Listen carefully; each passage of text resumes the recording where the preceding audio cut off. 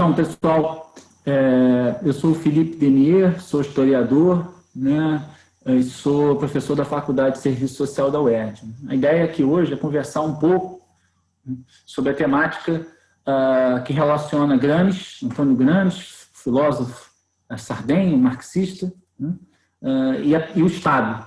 Né? É uma discussão por si só monumental, na medida em que Gramsci talvez seja uma das principais fontes teóricas no campo do marxismo, e mesmo para além do campo do marxismo, né, sobre o temário estatal, né, sobre o assunto, o tópico, o objeto Estado, em especial o Estado capitalista. Né. Vale lembrar que no Marx, né, não há propriamente uma teoria do Estado, ao menos, né, de forma sistematizada. Né.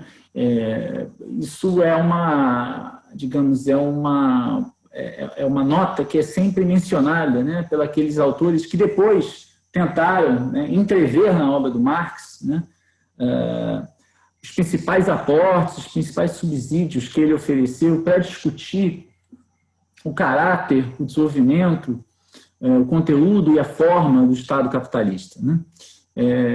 Portanto, não poucos autores chamaram a atenção para isso, né? Entre eles o Althusser e Polantzas, outros que desenvolveram um pouco a temática do Estado já na sua perspectiva mais particular, né? Na perspectiva do casamento entre o marxismo e o estruturalismo, tal, nos anos 60, 70, mas chamaram a atenção para o fato de que talvez exista uma teoria do Estado em Marx, mas do ponto de vista prático e não propriamente do ponto de vista conceitual. Ou seja, o Marx não deixou, né, não ofereceu uma obra em especial dedicada, né, a analisar o objeto Estado capitalista.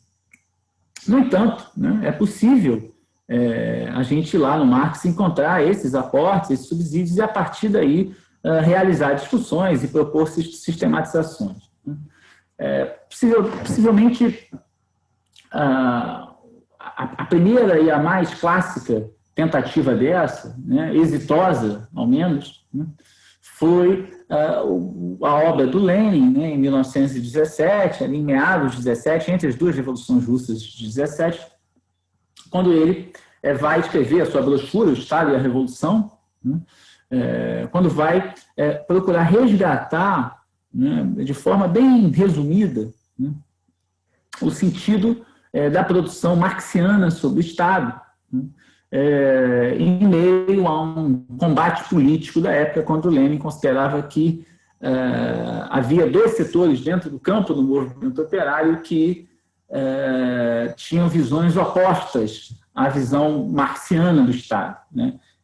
Um desses campos era abertamente crítico do marxismo, o campo anarquista, e o outro campo, que era, digamos, o alvo principal do Lenin ali no debate, era, digamos, a direção da social-democracia internacional, com maior peso na Alemanha, mas também com representantes na Rússia, que tomavam o Estado, segundo Lenin, a partir de uma perspectiva distorcida em relação ao marxismo, né? Retirando, subtraindo um pouco o caráter de classe do Estado. O Lenin vai fazer isso, e desde então, essa obra, essa brochura do Lenin, no qual ele vai lá na chamada trilogia francesa do Marx, né, as lutas de classe na França, o 18 Brumaire de Louis Bonaparte, e mais ou menos 20 anos depois, a Guerra Civil na França, e também, e principalmente na obra do Engels, né, a origem da propriedade, a origem da família da propriedade privada e do Estado, resgatar, extratar os principais trechos dessas obras, né, e procurar, a partir delas, da exposição delas, da análise delas, né, oferecer uma visão fiel à perspectiva materialista histórica no que tange ao fenômeno estatal. Né. Olha, desde então, essa obra do Lenin passou a ser referência, né, ao menos para aquela linhagem marxista revolucionária, socialista revolucionária, muito associada desde então, desde a vitória da Revolução Russa, ao bolchevismo. Né. O Gramsci é um desses autores que tem como pressuposto para suas análises, né, essa visão do Lenin, né, essa obra do Lenin, entre outras obras, né, a obra do Bukharin, também sobre a temática do Estado, e também recorrendo a um ambiente próprio, eu diria, italiano da filosofia política, né, que remonta a Maquiavel e avança para autores liberais, hegelianos, né, e que, portanto, dialogam sobre o caráter da política propriamente dita e, portanto, do Estado, né, do poder. O Gramsci vai ser, portanto, um dos principais autores, né, que promove um desenvolvimento da teoria marxista do Estado, eu acho que a gente pode colocar assim, né, e, claro, esse desenvolvimento ele vai ser, por alguns intérpretes, visto como um desenvolvimento crítico àquela que era até então a visão clássica sobre isso, a brochura do Lenin, Estado da Revolução, né? E outros autores, outros intérpretes, e eu me situo entre eles, o que ocorre é um desenvolvimento dessa obra leniniana, portanto, um aprimoramento dessa obra, na medida em que Gramsci recorre a Lenin, mas recorre também ao Marx, a Engels e a outros autores, mas buscando discutir a temática do Estado em outras formações sociais que não propriamente a russa. Portanto, o caso da Revolução Russa, tal qual ele foi naquele entreato entre os dois episódios de 17, fundamental para aquela obra do Lenin, né, também o fato da Revolução Russa, uma vez vitoriosa, não ter tido êxito na sua expansão do ponto de vista da tomada do poder pela classe trabalhadora em formações sociais europeias mais avançadas do que a Rússia, colocou para o Gramsci, né? Portanto, a Revolução Russa também é uma, digamos, uma determinação histórico-social da produção teórica, né? Para o Gramsci, sobre o Estado, colocou para o Gramsci a aplicação, por assim dizer, né? Ou a testagem desse arcabouço teórico marxista, né? Marxiniano, leniniano, sobre o Estado, para essas formações sociais nas quais a classe trabalhadora não conseguiu, portanto, tomar para si o leme do Estado, o leme do aparelho de Estado, né? Ora,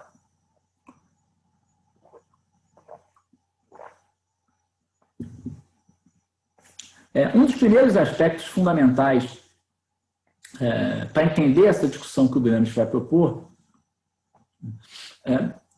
reside no fato de que o Estado capitalista, né, se a gente o toma, e isso é, digamos, um ponto praticamente consensual na tradição do marxismo bolchevista, né? Se a gente tomar o Estado ao longo do processo histórico sempre como um aparelho de repressão, um aparelho, sobretudo, de violência, de força, portanto, de poder, a serviço da manutenção da ordem, portanto, tomando o Estado como uma máquina política, um aparelho estatal, né? Como o Lenin recuperando o Engels, né? O destacamento de homens armados, né? Uma máquina burocrático-militar, né? Cujas funções centrais visam a garantia da ordem. E uma ordem em sociedades nas quais já existe a propriedade privada dos meios de produção, portanto, o Estado vai aparecer na história e vai ter como função garantir a ordem em formações sociais baseadas na exploração do trabalho alheio, né? Portanto, na divisão de classes, portanto, em sociedades nas quais existe a propriedade privada. Na medida em que esse Estado ele opera para garantir a manutenção da ordem, ele acaba por garantir, acaba por funcionar como mantenedor dos interesses dos grupos sociais, das classes sociais proprietárias, portanto, dos grupos sociais e das classes sociais que são privilegiadas, por assim dizer, na lógica de produção e reprodução da vida social. Ora, Se a gente levar em consideração isso, portanto, e esse reiterando, né, um pressuposto da análise marxiana, leniniana, na qual Gramsci se filia, né, sobre o Estado, o Estado capitalista, portanto, esse aparelho estatal em informações sociais nas quais essa propriedade privada já é uma propriedade privada burguesa, né, portanto, na qual as relações sociais já se baseiam de forma generalizada na exploração capital-trabalho, no antagonismo estruturante fundamental, sendo a classe trabalhadora e os capitalistas, a burguesia, né? Esse Estado capitalista, ele traz uma peculiaridade em relação aos seus antecessores de formações sociais não capitalistas. Isso porque a sociabilidade burguesa, né, as formações sociais burguesas, elas promovem aquilo que o Marx percebeu e outros autores desenvolveram, que é a separação relativa entre economia e política, né, dentro da totalidade social. Isso chama atenção para o fato de que, pela primeira vez na história, do ponto de vista das formações sociais baseadas em propriedade privada, portanto, as sociedades nas quais já existe Estado, porque já existem classes sociais antagônicas, porque já existe propriedade privada, entendendo isso não de forma linear e sucessiva, mas dialeticamente, na totalidade, é o primeiro momento histórico, o capitalismo, em que essa exploração econômica, né, ela passa a dispensar, ou ela pode, do ponto de vista da sua plenitude, dispensar os expedientes chamados de extraeconômicos. Portanto, e eu vou tentar resumir isso, né, para a gente poder avançar, é um momento em que o local da exploração, o momento da exploração econômica se dissocia, por assim dizer, do momento da coerção política. Se nas formações sociais pretéritas ao capitalismo, o momento da exploração econômica, isso é o momento no qual os detentores da propriedade dos meios de produção se apropriavam do excedente, do sobretrabalho dos não proprietários, era um momento que dependia e que se articulava, né, e que era indissociável do momento da coerção política, isso né, no qual aquele que se apropriava, o proprietário privado, era também responsável pelo poder político, né, era o chefe político, né, ou o Estado era o representante direto dele, né, ele, na própria sociedade econômica, por assim dizer, na própria atividade econômica, fazia, às vezes, também de coator político, né? Não existia, né, portanto, essa separação, né, entre a vida propriamente econômica, as relações de exploração no campo da produção e reprodução da vida social, né, e o fator político de coerção, de violência, né? Se a gente recorrer a uma sociedade, por exemplo, feudal, né, o servo, né, ele só vai prestar a corvéia, só vai trabalhar alguns dias na terra do senhor, só vai entregar a parte do que produziu nas suas posses com a sua família para o senhor, na medida em que ele é servo daquele senhor, na medida, portanto, em que há já implicitamente, né, e também explicitamente, né, na medida em que isso é visível, né, uma distinção política entre eles, onde eles são sujeitos políticos distintos, jurídico-politicamente distintos, então, aonde um é superior ao outro nesse âmbito da vida jurídico-política e, portanto, exerce a coerção e, por meio dela, se apropria desse excedente de trabalho, né? Portanto, o servo entrega ao senhor o produto do seu trabalho porque ele é servo daquele senhor. E aquele senhor que tem as suas responsabilidades sociais para com, né, as suas almas, né, os seus servos, com abastecimento básico em tempos de crise, a proteção militar, enfim, né, e tendo que obedecer a uma série de institutos e normas morais, religiosas, do ponto de vista, ou seja, umbilicalmente ligadas à lógica da produção, né? Isso agora digamos, dissociado nas formações sociais, onde a relação capital-trabalho se espraia, né? Portanto, a relação burguesa de exploração, ela vai necessitar, né? E ela tende a estabelecer a relação entre sujeitos livres, né, e iguais perante a lei, o que não significa ter acesso aos mesmos direitos, mas na qual as relações econômicas não se dão mais entre sujeitos subordinados uns aos outros no âmbito político, portanto, no âmbito jurídico, político, coercitivo, né? Pelo contrário, né, é necessário essa liberdade, isso é, tudo aquilo que o Marx vai estudar no capítulo 24 do Capital, a dissociação do trabalhador dos meios de produção e tal, para que ele se encontre apto, né?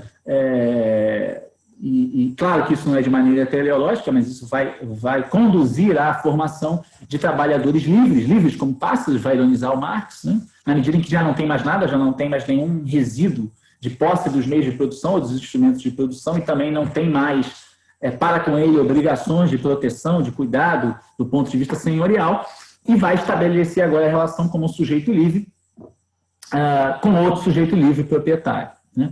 Essa relação é uma relação fundamentalmente de exploração econômica e só econômica, por assim dizer, o que dispensa de expedientes extra-econômicos. Ao mesmo tempo que isso se desenvolve, é que o Estado, enquanto um aparelho, né, deslocado, aparentemente deslocado e sobreposto à sociedade, né, ao lado e sobre ela, vai dizer o Engels, mais ou menos assim, né, se desenvolve, né? Ou seja, na medida em que agora essa dimensão da coerção política, né, foi extraída da vida econômico-social, é como se ela agora se concentrasse num campo próprio, num campo político, num campo do Estado. E é justamente a transição das sociedades medievais para a sociedade burguesa, que tem no absolutismo o seu elemento central, né, a sua forma transicional por excelência, né, que expressa um pouco essa formação de um corpo burocrático, jurídico-político, coercitivo, um aparelho, uma máquina, né, que garante, na medida em que garante a propriedade privada dos meios de produção, os interesses do capital, mas que agora, né, apresenta uma dimensão universal, ainda que uma universalidade abstrata, isso é, ainda que reconhecendo esses sujeitos todos como iguais, como livres, apenas do ponto de vista formal, apenas do ponto de vista da lei, mas isso digamos, uma universalidade abstrata que é necessária para que as relações entre sujeitos livres, jurídico-politicamente falando, possam existir na troca entre proprietários privados de mercadoria, incluindo a mercadoria força de trabalho, no tecido social, na reprodução econômico-social. Isso coloca para a burguesia uma questão distinta, ou pelo menos uma questão nova em relação às antigas classes proprietárias. Isso é, as antigas classes proprietárias, elas eram ao mesmo tempo, né, proprietárias economicamente e, por assim dizer, proprietárias do Estado. Elas eram propriamente o Estado, né? O Estado, em sociedades escravagistas, né, era o Estado diretamente dos senhores de escravos, dos latifundiários, né? Assim como o Estado nas sociedades medievais feudais era o Estado que representava o poder dos senhores feudais. Muitas vezes os próprios senhores feudais eram expressões estatais fragmentadas daquele Estado que vai, digamos, se centralizando, se burocratizando, se modernizando via absolutismo, mas que até as revoluções burguesas ainda encerrava, ainda continha uma dimensão particularista, né? O Estado daquela classe social, e isso estava abertamente colocado, né? Na medida em que no capitalismo esse Estado ele apresenta essa dimensão universalizante, ele se apresenta como o bem comum, a vontade geral, né? O representante de todos, né? O universal, né? Todas as categorias que vão estar inscritas aí nas obras, né? inscritas nas obras, né? Desde de Hobbes, né? Passando por Locke, Rousseau, Hegel, né? Na tradição do pensamento liberal burguês, né, iluminista. Isso coloca para a burguesia uma dificuldade, que é como comandar esse Estado, isso é, como dirigir esse Estado, ou como controlar esse Estado, melhor dizendo, para a gente deixar o termo dirigir para daqui a pouco, né, na medida em que esse Estado não tem inscrito nas suas instituições a marca de classe, né? Ou melhor dizendo, né, dialeticamente, essa marca de classe está lá justamente não estando. Isso é, na medida em que não afirmar a existência das classes, dos estamentos, como nas formas sociais e econômicas pretéritas, é a forma necessária para que as relações econômicas entre sujeitos livres possam existir na sociedade capitalista. Isso é, né, a garantia, o ordenamento jurídico-político necessário às relações sociais mercantis burguesas. Mas isso, ao mesmo tempo, né, coloca um problema. Né? O Estado ele não se apresenta como um Estado particularista, como um Estado da burguesia, né? O que é pré-condição, né, para o alargamento, para a expansão dos direitos civis, dos direitos políticos, dos direitos democráticos, até o próprio sufrágio universal e tal, na medida em que o Estado se apresenta como o Estado de todos. Né? Portanto, a burguesia vai desenvolver uma série de formas de dominação sobre o seu próprio Estado, por assim dizer. Né? E isso chama atenção, portanto, para o fato de que esse Estado capitalista na sociedade burguesa ele já guarda, ao nível mais estrutural, uma autonomia relativa, né, em relação à própria classe dominante. Né? E eu vou deixar isso de lado, por hora. Ora,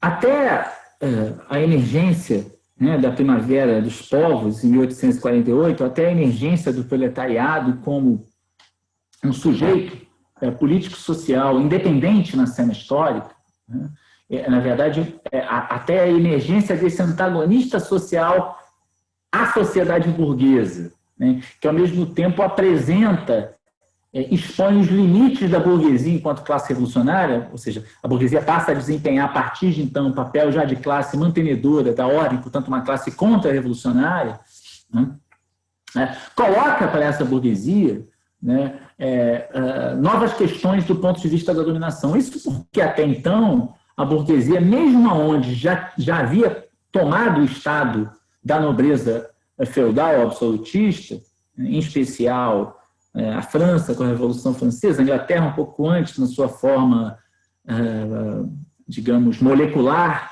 de aburguesamento da nobreza agrária inglesa, né, e nos Estados Livres da América do Norte, né, assim como na Bélgica e tal, mesmo ali, né, a burguesia se valia de formas um tanto quanto metamorfoseadas, edulcoradas, adulteradas, mas de variações formais dos métodos de dominação da nobreza. Portanto, a burguesia ia se valer de uma monarquia, mas de uma monarquia constitucional, se valia, incorporava o sufrágio, mas o sufrágio a partir do censo, né, do voto censitário, né, a exclusão do voto, o impedimento do sufrágio universal, a exclusão da cena política, a exclusão das massas populares da vida institucional. Na medida em que essas massas populares aparecem na cena política com a Primavera dos Povos, né, e se mostram como um sujeito próprio, independente na cena histórica, né, isso fica claro que já não é mais possível para a burguesia se valer desses antigos métodos de dominação política meramente excludentes, né, aristocráticos, oligárquicos, se a gente quiser, recorrendo ao antagonismo, à dicotomia oligarquia-democracia que remete à polis ateniense antiga. Né? Há que se incorporar essas massas na vida institucional do Estado para garantir a dominação. Né? Olha, a partir daí, né, coloca-se para a burguesia, portanto, né, a necessidade de que o controle sobre o seu Estado, o controle que elas têm, né, daquele aparelho de coerção burocrático-militar que visa garantir a ordem, que, portanto, garante seus interesses, não possa se dar mais da mesma maneira como vinha se dando. Portanto, não possa ser exercido da mesma forma. Portanto, as formas de dominação burguesas precisavam ser modificadas na medida em que agora havia necessidade de incorporar essas massas populares à cena pública, à cena política, como forma de garantia da dominação sobre essas próprias massas. Né? A simples exclusão né?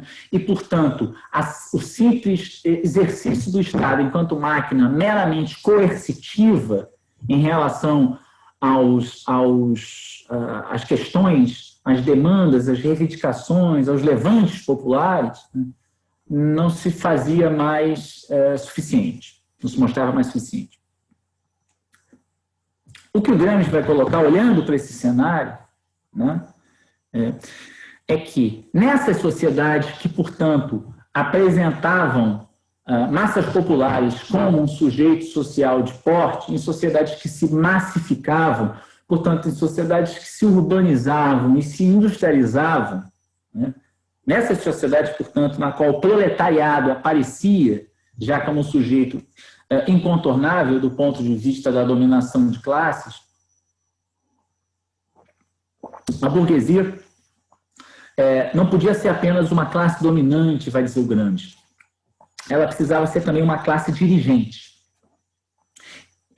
E ser uma classe dirigente significava, né, e aí o Gramsci vai retomar a expressão célebre da ideologia alemã, de Marx e Engels, né, apresentar os seus interesses particulares, os interesses particulares burgueses, né, como interesses gerais da nação.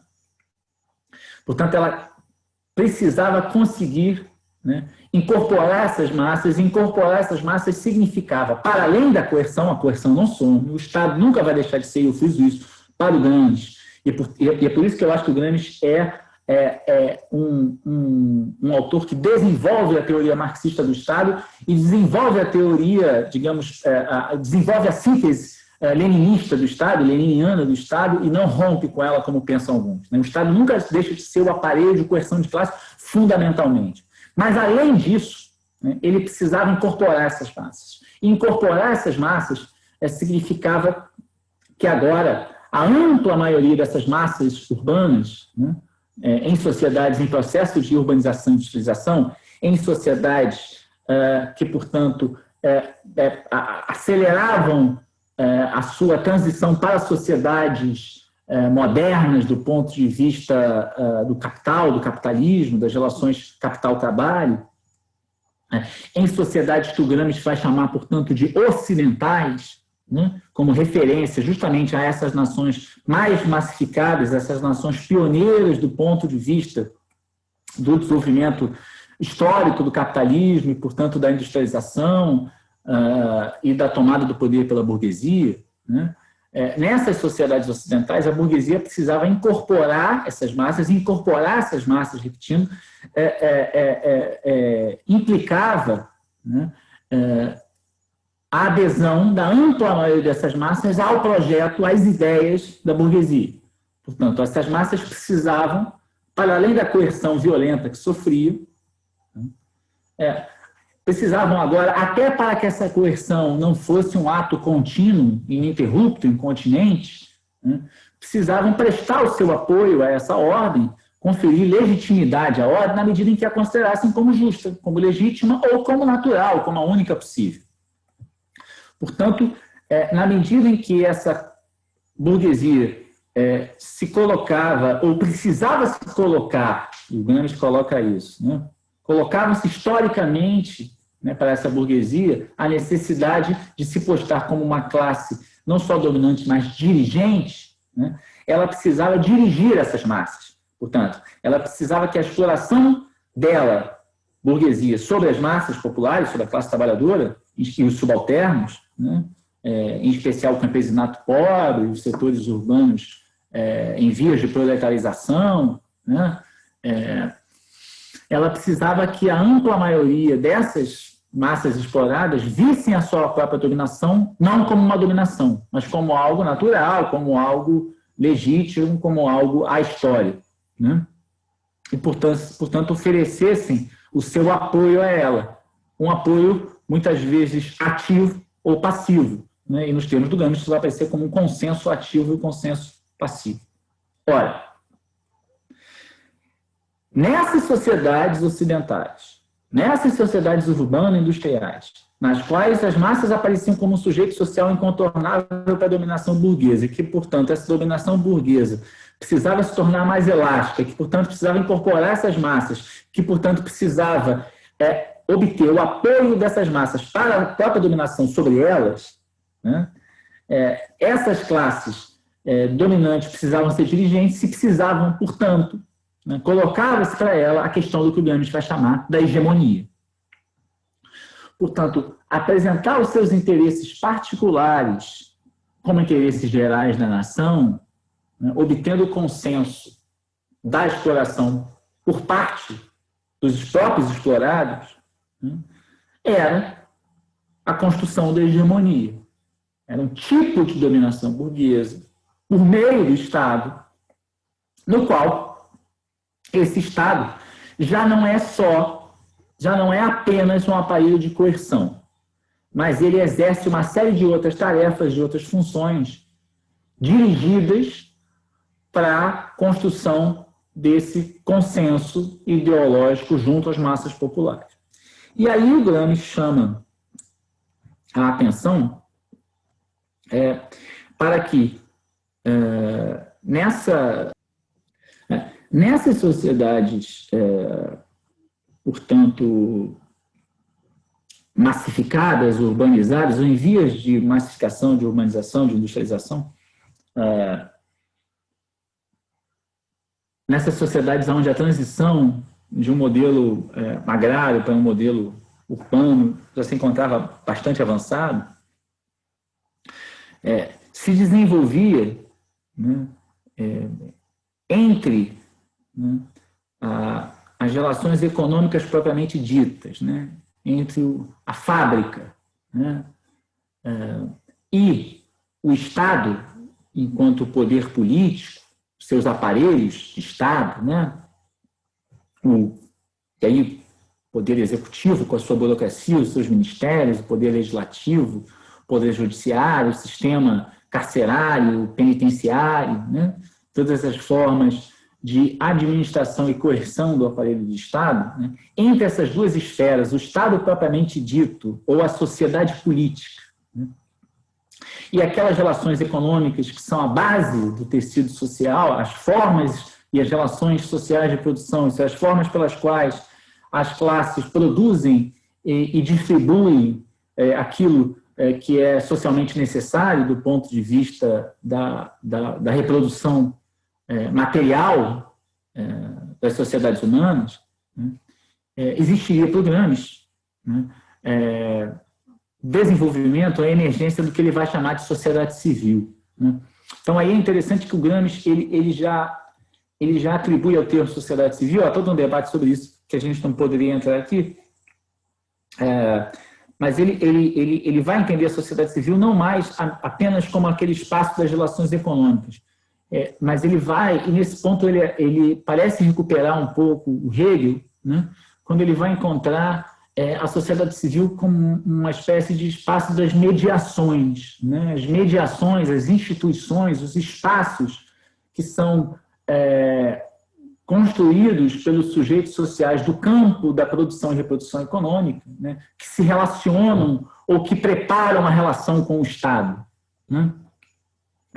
O Gramsci está pensando, sobretudo, né, nessas sociedades mais desenvolvidas do ponto de vista do capitalismo urbano-industrial, né, nessas instituições que expressam a representação de interesses, portanto, as formas associativas dos interesses dos grupos sociais. Então, o que o Gramsci está verificando é que nessas sociedades mais industrializadas, portanto, onde as massas estão colocadas, portanto, onde o proletariado está colocado, né, se desenvolve também uma imprensa, né, e aí, tanto do ponto de vista das classes dominantes, das suas diversas frações que divulgam suas ideias e disputam entre elas o apoio dessas massas, o apoio de alguns subgrupos, tá, grupos centrais da classe dominante, o apoio dos setores médios, mas também a imprensa sindical, a imprensa operária, a imprensa popular em geral, né?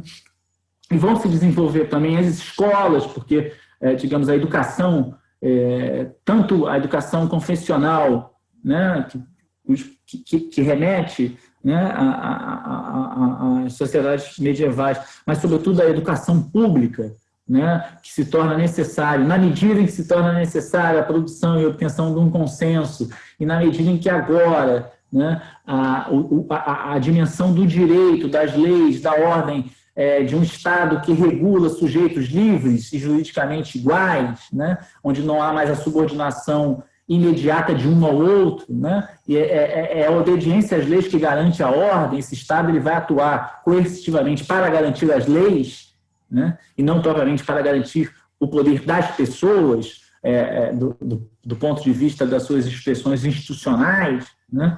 A educação, né, passa a desempenhar um papel fundamental, né, na produção e formação do consenso, na garantia da ordem, assim como na própria formação do mercado de trabalho, que vai requisitar progressivamente mais formação, mais condições, mais qualidades técnicas da classe trabalhadora. Mais instrução, né, por assim dizer. Mas também as universidades, também a própria igreja, que vai se metamorfosear nas relações sociais burguesas, né? Essa igreja já separada do Estado, mas que vai desempenhar um papel, portanto, aí na arena da sociedade civil, ela não é mais Estado, né?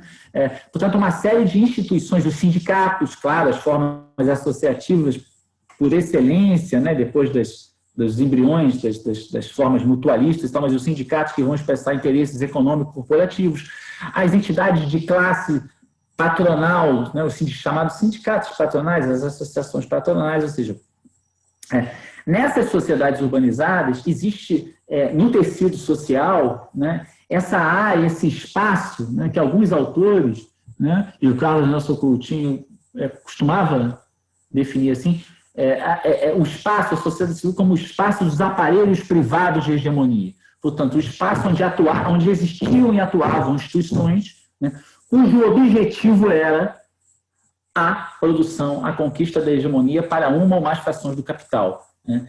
Portanto, se a gente está dizendo que agora, nessas sociedades, a burguesia precisa dirigir, precisa obter o apoio à sua dominação por parte dessas massas, né, não bastando apenas a coerção, né, a produção desse consenso vai se dar, né, menos por parte do aparelho estatal coercitivo, propriamente dito, embora exista nesse aparelho estatal coercitivo muita ideologia, a gente sabe que as Forças Armadas, a polícia, o sistema penitenciário, né, os manicômios, todos eles têm a sua ideologia, a sua visão de mundo, né, mas a função deles, a função do que o Gramsci vai chamar da sociedade política, do Estado estricto sensu, é sobretudo a função da coerção, né, e na sociedade civil, né,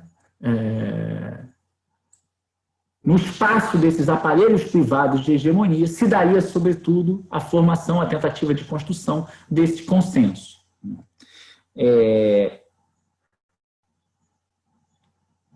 Quando, né, e aí eu já me coloco aqui oferecendo uma interpretação ou me alocando, né, no campo daqueles que são adeptos dessa interpretação, mas isso é polêmico do ponto de vista dos ambientes gramscianos, né? Quando, né, coloca-se a necessidade da classe dominante ser uma classe dirigente. E, portanto, coloca essa necessidade de uma outra forma de dominação. E coloca-se, portanto, a necessidade da hegemonia.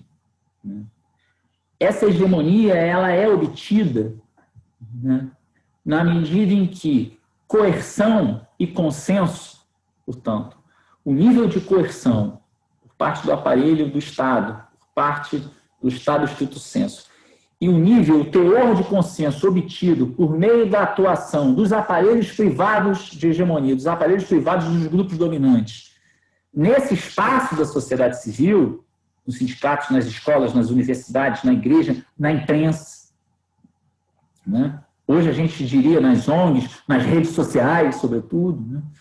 Quando essa combinação, né, não apresenta nenhum desequilíbrio absurdo, isso é, quando a coerção parece apoiada no consenso, né, e, portanto, legitimada pelo consenso e pode ser utilizada apenas quando muito necessária e com apoio da maioria, que enxerga aqueles que se rebelam como baderneiros, delinquentes, rebeldes, né, pode-se falar, né, que nessas situações em que a força não suplante em muito consenso, entre aspas aqui as palavras do Gramsci, pode-se falar que essa burguesia obteve êxito, que ela logrou exercer uma hegemonia, né?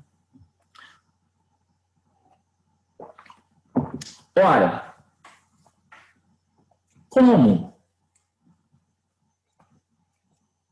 esse consenso ele não é produto só da ideologia, portanto, não se trata só das massas aderirem às ideias dos dominantes, embora isso seja verdade, né? E aqui uma nota é muito comum, era muito comum, ainda deve ser, né? Que nos ambientes das ciências sociais, sobretudo da antropologia, da ciência política, se dissesse que, da sociologia política, que não há manipulação, né, que a ideia de manipulação é uma visão elitista de alguns que manipulam outros. O Brasil dos tempos atuais mostra que sempre houve e há bastante manipulação, cada vez mais, no processo político, né? Em que os sujeitos sociais, sobretudo sujeitos sociais subalternos, as massas populares, podem agir, sim, contra os seus interesses fundamentais, né? Embora achando que estão fazendo outra coisa, né? E o bolsonarismo é uma expressão disso, de certa forma, ou pelo menos no que diz respeito à adesão das massas populares precarizadas ao bolsonarismo, e não aos setores médios, que têm, de fato, no bolsonarismo a sua lídima representação nos tempos de um capitalismo em crise.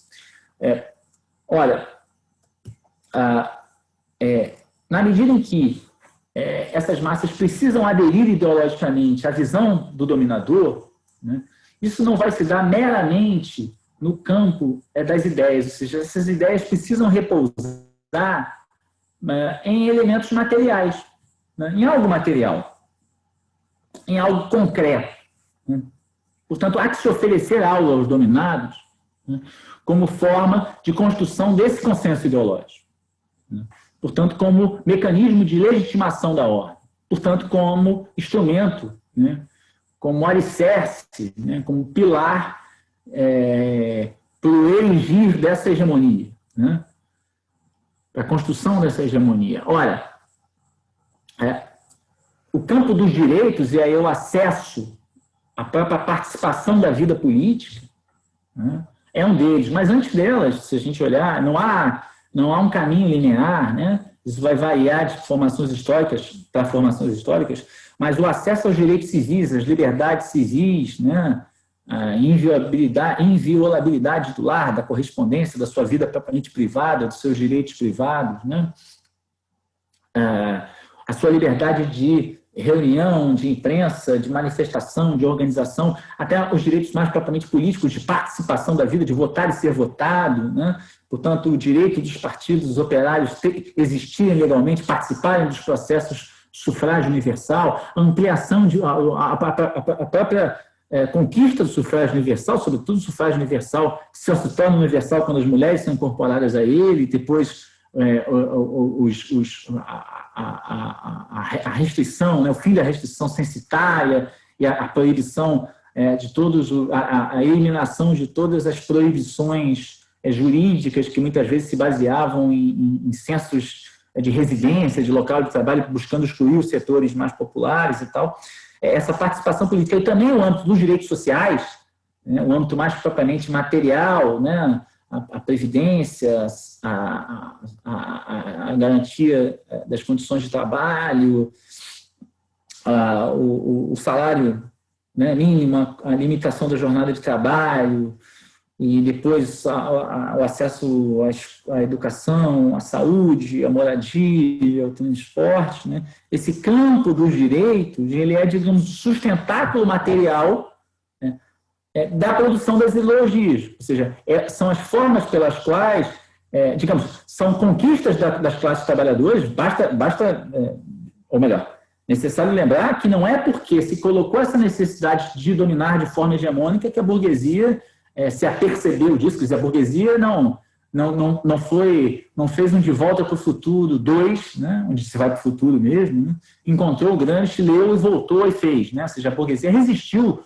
o quanto pôde à conquista desses direitos, fruto das lutas do movimento operário, sindical, das mulheres, dos negros e tal. Mas a conquista, né, fornece o substrato material a partir da qual a ordem pode ser vista como legítima, como justa, se todos participam, se todos votam, se eu tenho direitos e tal. Portanto, na medida em que a burguesia consegue oferecer direitos, ou consegue reconhecer direitos, né?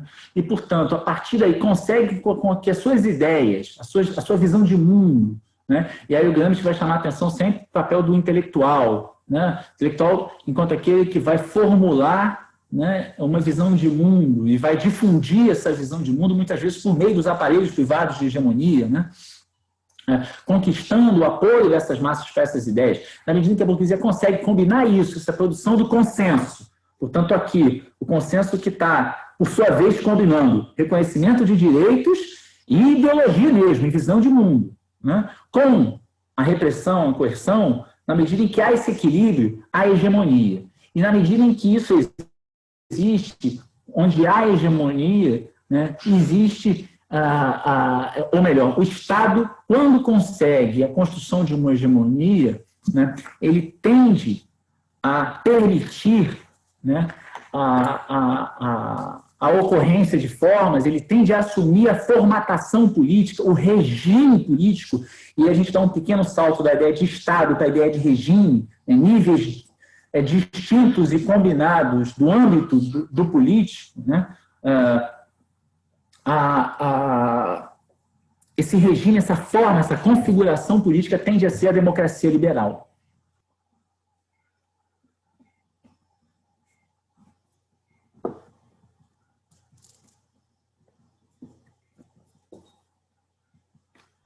Na medida em que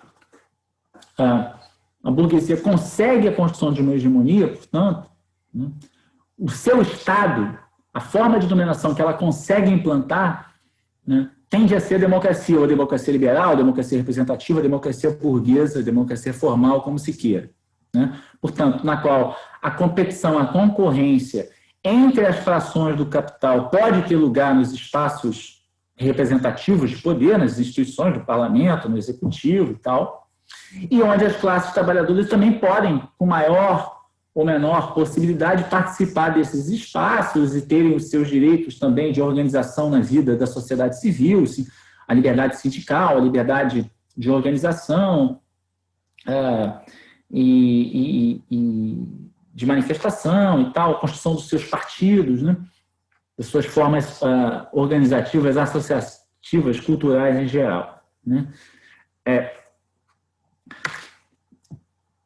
E em situações em que não há, digamos, se coloca a questão da hegemonia, né, se coloca a necessidade dessas classes burguesas inseridas em formações sociais, já avançadas do ponto de vista da urbanização, da industrialização, da massificação social, se tornarem classes dominantes, portanto, se tornarem classes hegemônicas e construírem e exercerem uma hegemonia, mas isso não ocorre, né, em situações onde se coloca como uma necessidade, uma questão, a questão da hegemonia, mas essa hegemonia não é obtida, né, seja porque, né, essa ameaça do sujeito social antagonista é significativa, já atingiu um grau político-organizativo da classe trabalhadora que ameaça a ordem, mesmo que de forma latente, potencial, né, seja porque não existe dentro das frações do capital a formação de um consenso, portanto, um consenso intra-burguês, interdominante, né? Nenhuma das frações, né, nenhum dos grupos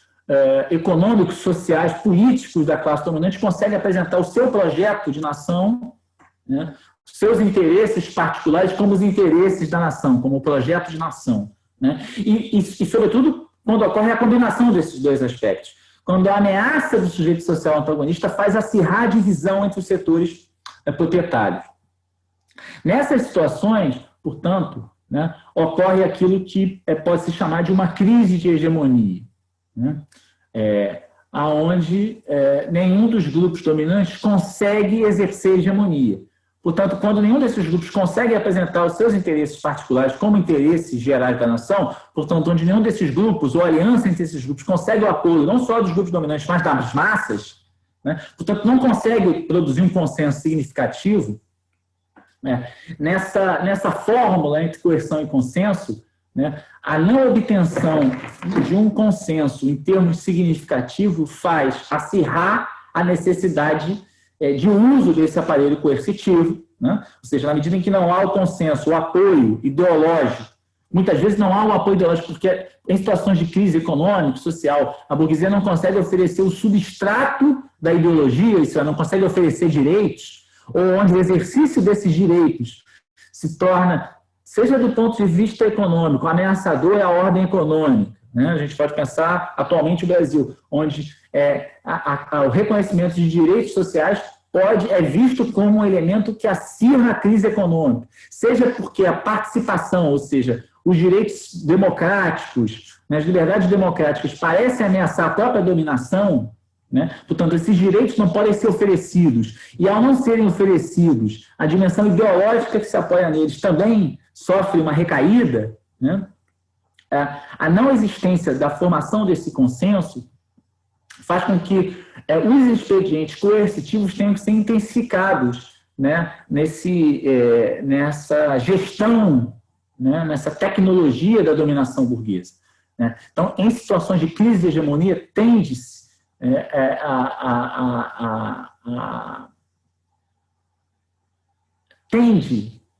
a oferecer, né,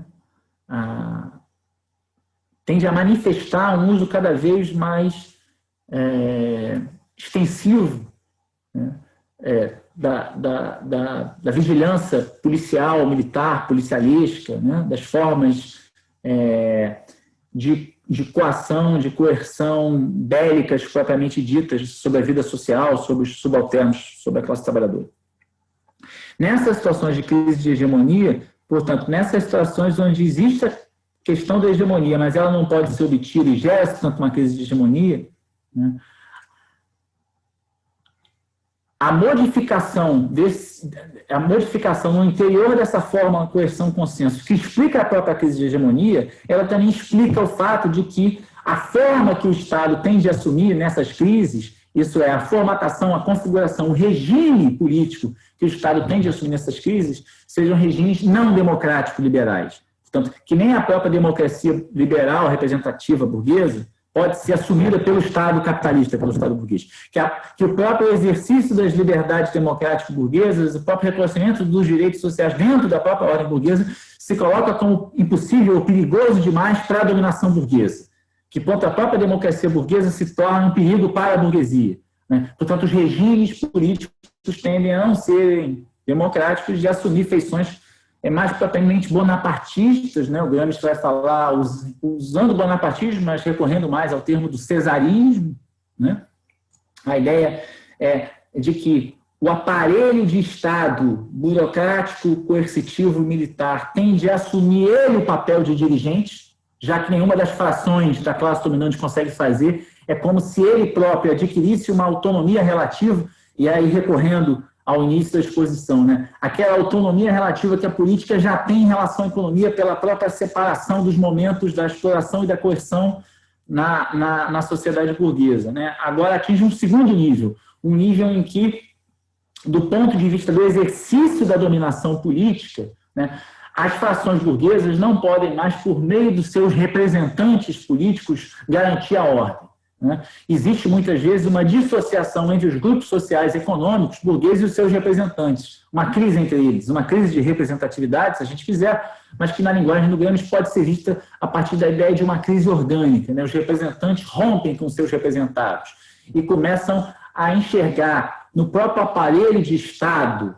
né? No núcleo burocrático, militar, né, e, sobretudo, em chefes carismáticos, né, aquele que pode salvar a ordem como árbitro, como aquele que pode impedir o conflito social e garantir a dominação da burguesia. Né? Mas, para fazê-lo, necessita encerrar ou impedir a construção de um regime de tipo democrático, um regime que permita a liberdade dos sujeitos sociais, inclusive dos sujeitos sociais antagonistas, mas que, portanto, esses regimes mais autocráticos, autoritários, se a gente quiser, mais ditatoriais, limitam, inclusive, a ação dos sujeitos sociais dominantes. Né? E aí a restrição à liberdade de imprensa, liberdade de organização, muitas vezes ao sufrágio, fechamento ou restrição do parlamento, né? E por aí vai. Né? Ora, indo já para o nosso desfecho, né? eu comecei dizendo que o Gramsci coloca essa questão por conta da Revolução Russa e tem na obra do Lenin uma referência. O que o Gramsci considera é que na Rússia czarista, portanto, naquela sociedade na qual a noção de Estado apenas como instrumento de dominação política com base na coerção foi tomada como alicerce teórico da revolução e da construção do poder do proletariado, né, e que tem na obra do Lenin a sua referência, né, no Estado da Revolução 17, aquela sociedade era uma sociedade ainda não ocidental, ainda não urbanizada, industrializada e massificada, tal qual outras sociedades europeias. Então, portanto, ali praticamente inexistia uma sociedade civil, inexistia esse ambiente intermediário entre o mundo fabril, o mundo da exploração no campo e na cidade do ponto de vista econômico e o Estado propriamente dito. Né? Então, portanto, a forma... Não se colocava a questão da hegemonia propriamente russa, ou melhor, das classes dominantes russas, na medida em que a própria monarquia czarista era uma espécie de árbitro entre os interesses de uma aristocracia fundiária, de uma nobreza, que tinha nos Romanov a sua representação por poder divino, por direito divino, né? E a burguesia ascendente industrial já nascida sob a lógica do capital estrangeiro, do imperialismo, tal, que remete ao caráter hipertardio da industrialização russa. Né? Naquela sociedade, portanto, digamos para chamar de uma sociedade oriental, o Estado era tudo, né? E a sociedade civil era primitiva e gelatinosa, era praticamente inexistente. Portanto, ali a dominação, ela podia, não estava sequer colocada a necessidade de se incorporar às massas para garantir a ordem. Portanto, a dominação se baseava simplesmente na exclusão política e na coerção. Né? Portanto, a dominação se baseava num Estado que era só o Estado estrito sensu, praticamente. Né? E, portanto, tomar aquele Estado, né, se colocava como uma tarefa primeira e praticamente última do ponto de vista da conquista do poder. Né? O que o Gramsci está dizendo é que o fracasso, em grande parte, da expansão da Revolução Soviética, né, para outras formações sociais europeias residiu no fato de que algumas dessas formações sociais europeias eram formações que ele vai chamar de ocidentais. Portanto, que entre o Estado propriamente dito, né, e as relações econômicas, né, entre sujeitos sociais ali, crus, concretos, né, e o poder político, existiam esses aparelhos privados de hegemonia. Portanto, a dominação burguesa era mais complexa, era mais sofisticada. Né, e esses aparelhos privados, a sociedade civil burguesa, aparecia como uma rede de proteção, né, como casamatas desse Estado, né, e que, portanto, não se colocava simplesmente, né, nessas sociedades ocidentais a questão de tomar esse Estado. Mas tomar esse Estado, a conquista do poder político, não poderia prescindir de uma conquista da hegemonia, ou melhor, da construção de uma contra-hegemonia da parte dos socialistas, revolucionários, né, no meio da sociedade civil. Né, porque não se poderia chegar ao Estado propriamente dito, ou não bastaria chegar àquele Estado propriamente dito, na medida em que o poder burguês era mais sólido, era mais complexo, e, portanto, a revolução lá era mais difícil. Né, e, portanto, exigia uma outra estratégia. Né.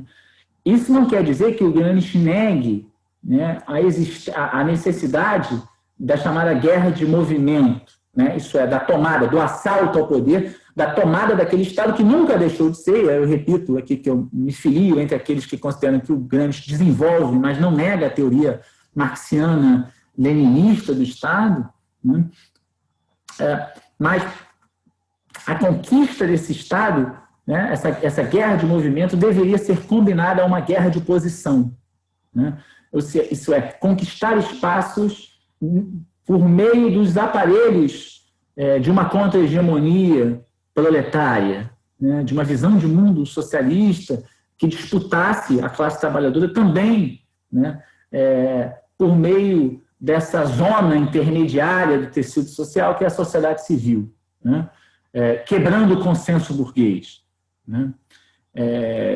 Claro que muitas vezes isso foi visto, isso foi traduzido, sobretudo nas leituras stalinistas, já de viés eurocomunistas do pós-guerra, né? Como a abdicação da tomada do poder político, né? Simplesmente, ou então, né, a tomada do poder político colocada lá para um horizonte longínquo e praticamente, digamos, quase que inalcançável, né? Na medida em que se tratava de conquistar a sociedade civil e também o próprio Estado, estrito sensu, parlamentos, executivos por dentro, né? E isso foi lá traduzido na ideia da longa marcha das instituições, né? Muitos vão chamar de um socialismo democrático e tal, mas que, na verdade, o não reconhecimento dessa máquina do Estado como fundamentalmente um aparelho de coerção e que deve ser tomado, conquistado e suprimido, tal qual Lenin coloca, né? Agora ele passava a ser conquistável e governável por partidos progressistas, por alianças dos partidos dos trabalhadores com grupos progressistas e tal, né? Portanto, a maior contribuição, talvez, do Gramsci, né, no que tange aí, a teoria do Estado, seja justamente essa discussão sobre a hegemonia, sobre as formas de dominação burguesas que correspondem a momentos históricos, a situações concretas, né, sobre as possibilidades de obtenção ou não dessa hegemonia, né, que, portanto, ajudam a entender a existência deste ou daquele tipo de configuração política, de regime político que o Estado assume em determinadas conjunturas, né? Então, ler o Gramsci, estudar o Gramsci, e, sobretudo, entender o seu método de interpretação do processo histórico, da política, né?